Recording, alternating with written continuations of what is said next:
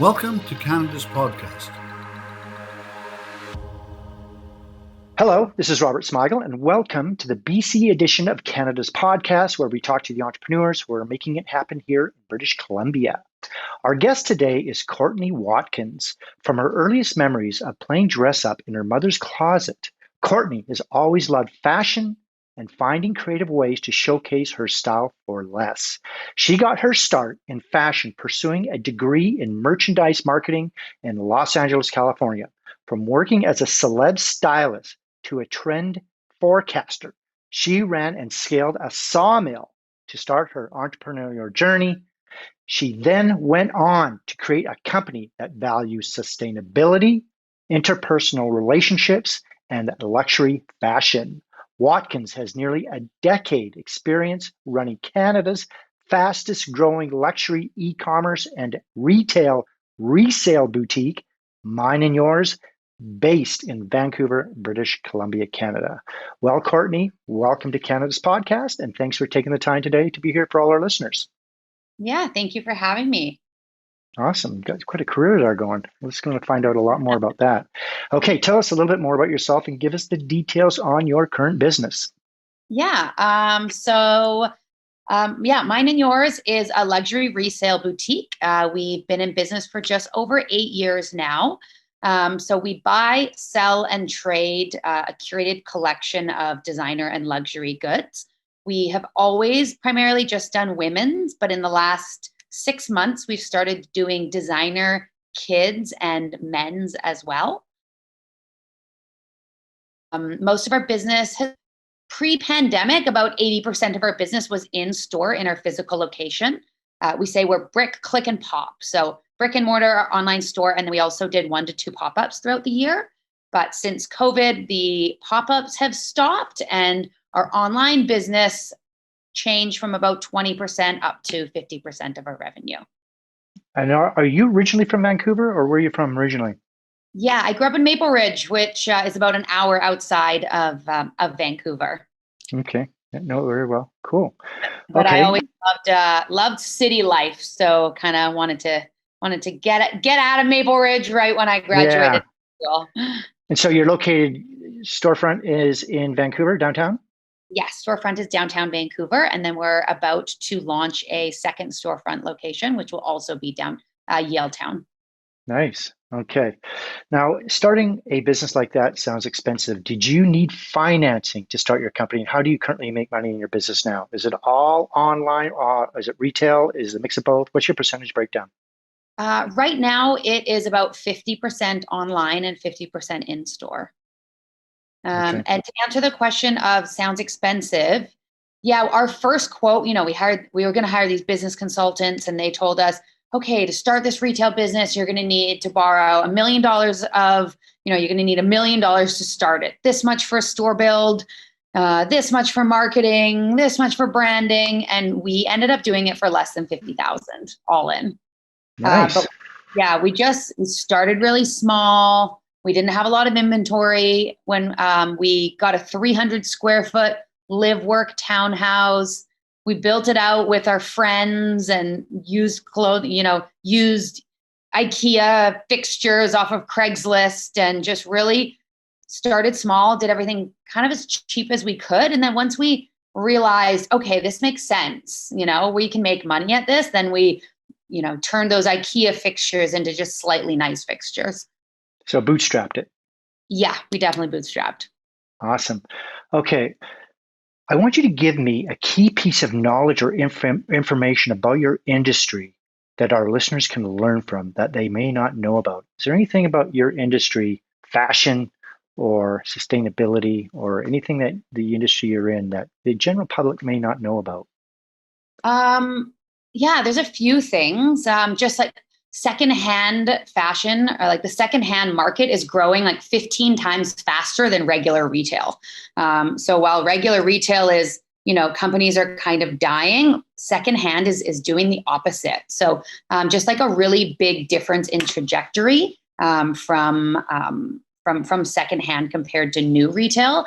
And that's why, you see, like, unfortunately, a lot of luxury boutiques and businesses like that are, closing down or shrinking. And we are, opening a larger, a bigger location. And another just, not great fact is just I think the average person throws away, it's like 60 pounds of textiles a year. And like all of that can be recycled, whether you're donating your clothes, you're selling, you're selling to a secondhand store, or even to, you can recycle your sock. They can take it and turn the fabric into new fabric. So really, like, all textiles should be recycled. Yeah, it's something like landfills. I mean, fast fashion is one of the issues that I think the world is having. But I think the other issue is that, is it like a third of landfills are basically clothes that Yeah. people throw away. They use it 2 or 3 times and when people are buying a shirt for $5 or $10, they don't value that item. And then it's also really hard to sell it, because if it was only $5 at the beginning, well, no one wants to resell anything for $2. You're not going to make a profit of it. Just nothing you can really do with it. I mean, you can send it to a textile recycler, but people are lazy and it's easier to throw it in the garbage, unfortunately. Yeah. Okay, you're expanding rapidly. What's the long-term vision, and what will your company look like in the future? Do you see the company expanding into other areas, and where beyond Vancouver, BC, or even Canada?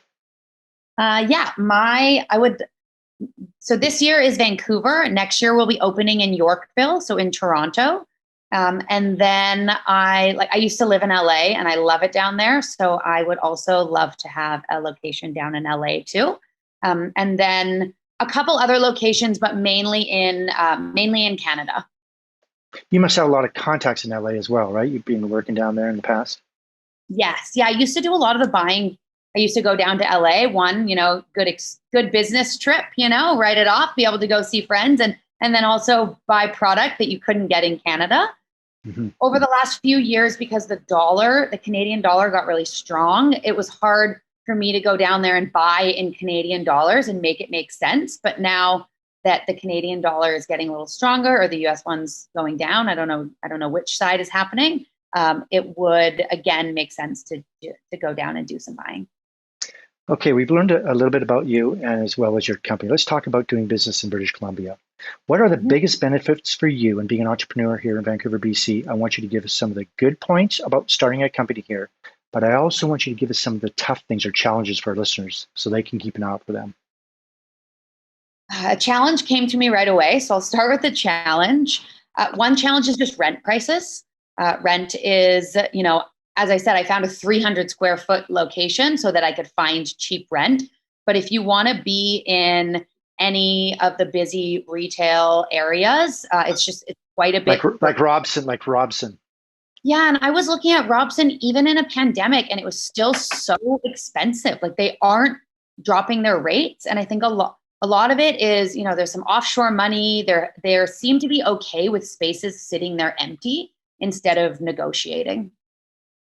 Okay, so the offshore people are owning them and they're not renting them out, or they're asking for exorbitant amount of money. They're asking for a lot, and they're like, luckily, a few years ago we did a pop-up on Robson Street, and we couldn't get a realtor to say yes to a pop-up, but the Robson Street Business Association, they went after the landlords for us to be like, this is going to be Christmas. We want Robson Street to be busy. Let them do a pop-up in your building so that it brings more people to the area, and it just, it looks busier. And then we ended up getting a pop-up space, but the landlords didn't really care and they weren't super eager to it. We just kind of, found someone to give them a nudge.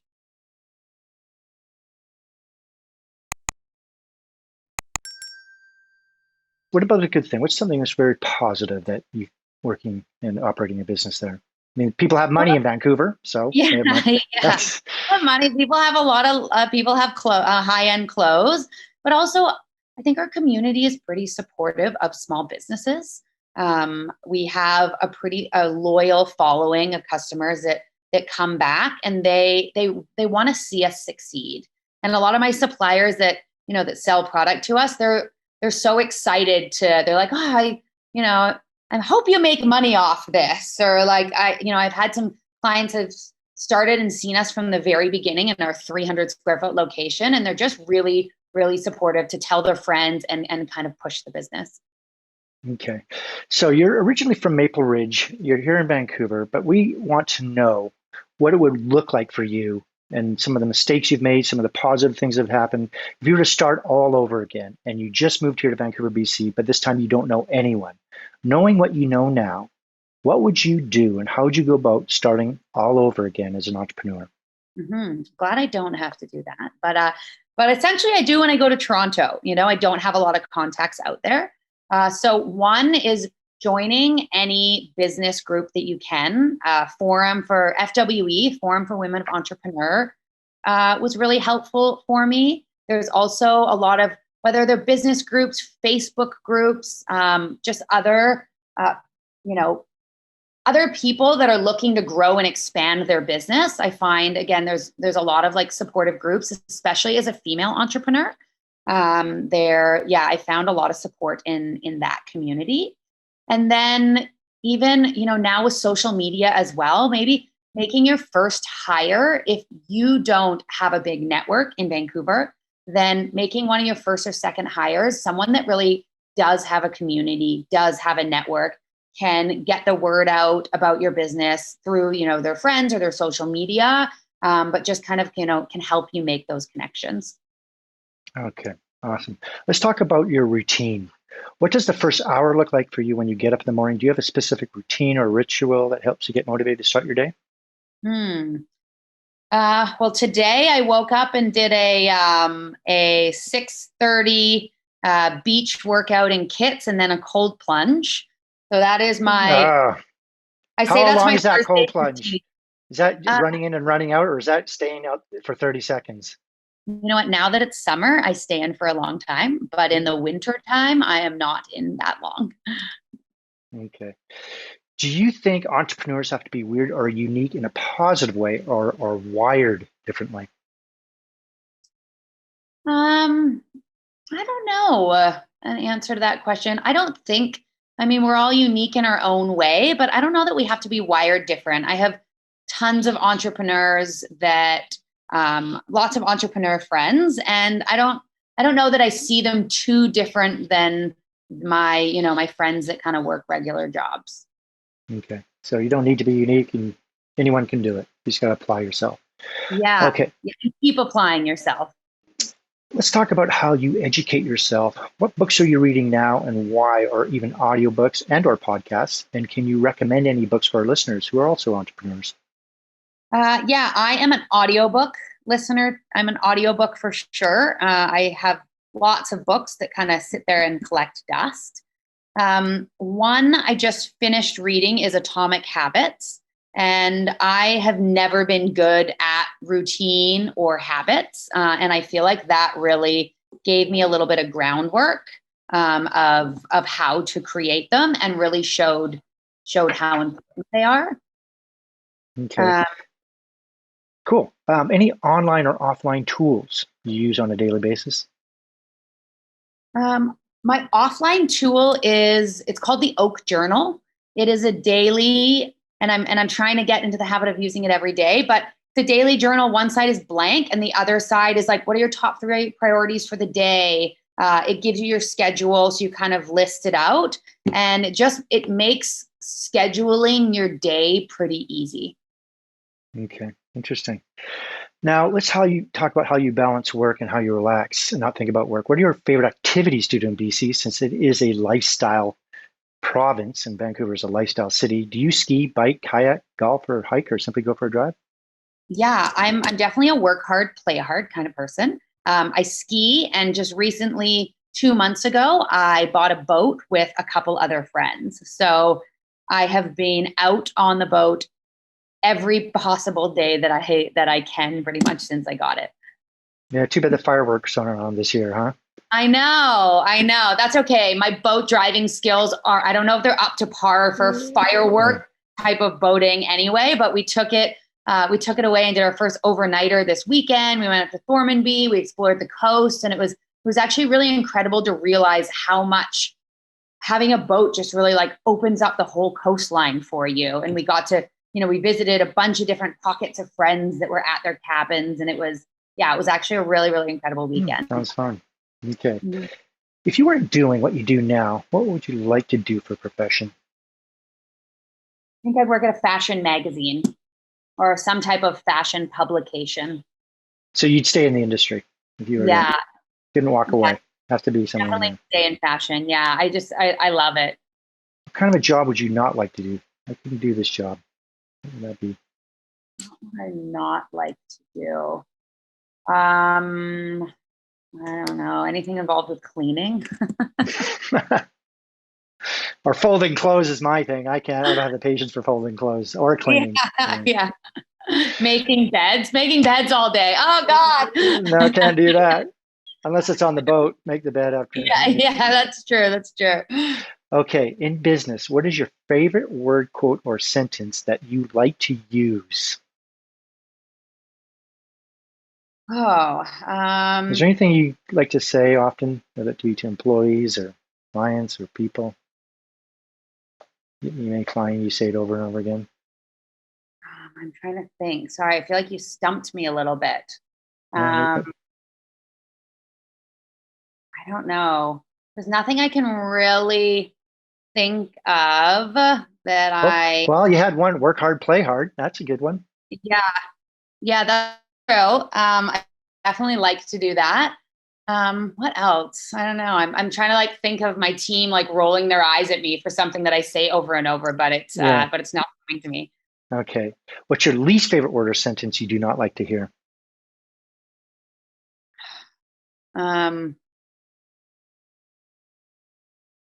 I don't know, like some type of complaining or just like I can't, or like I hate when people are like no just because no, like, oh, we don't do this because we don't do it, where there's like not a reasoning behind it, like, well, it would make more sense, and kind of when people are like stuck in their ways that they've been doing it and they're not able to think outside of the box. Okay. If you had to pick one or two words to describe yourself, what would it be and why? One or two words. I think like, I don't know, I go with like fun and hustle, which, kind of like the work hard, play hard. I really like to make work fun, have fun outside, have team events, but then also when you got to get something done, you just kind of put your head down and do it. Anything keeping you up at night these days? Anything business related? My new store reno. Your new store reno. Yeah. Yeah, that's a big one. Yeah, and how expensive supplies are and everything right now. Yeah. Okay, I want you to give us the top 3 things on your inspired life list. This is, you could be wanting to travel more, philanthropy, write a book, TEDx talk, anything like that? I would love to have so the new store will be even kind of a higher end store. I'd love to then eventually do a lower end store that's a community. So all proceeds for the brands that we don't sell, we would sell and put towards different charities every month. So kind of have a give back thrift store to be the lowest end of mine and yours. And I would love to have a vacation home somewhere that is water access that I could take my new boats to. And park it there on Main Island or Pender Island or Hornby Island. Yes, exactly. You should take your boat to Hornby Island. You ever been there? No, I've never been there. Oh, you ever heard of it? Yes, I've heard of it before, but I've never. Off Denman Island. Yeah. Okay. That's kind of like the Hawaii of BC. It's beautiful. Okay. Tribune Bay. Yeah, I would recommend it. If you got the boat, that's where I'd be. Or Desolation Sound. Yeah, I did Desolation. Last year I went on a sailing trip. We rented a catamaran and went on a sailing trip up to Desolation, and it was magical. Yeah, those are my 2 favorite places. Do you have any advice that you may have received that you can pass on to entrepreneurs throughout Canada? I would say, and this is something I'm still telling myself, is just to stop procrastinating, and just do it. Where I can tend to be like an overthinker and not just kind of like jump on things, but just stop procrastinating, get it done. Okay. Courtney, we're going to wrap things up. How can our listeners get hold of you? And is there anything you'd like to add before you leave us today? Yeah, you can get a hold of us. My Instagram is It's Court Watkins, and my company's is at Mine and Yours Co.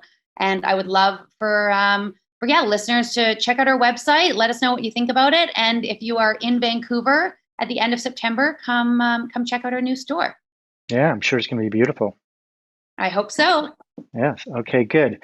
Well, thank you for coming on the show. I've learned a lot about you, and I'm sure our listeners have as well. And to all our listeners, thanks for listening to Canada's podcast and listening to Courtney's story. Like, comment, and subscribe to all our channels to get the latest podcasts from entrepreneurs across Canada. And we'll see you next time.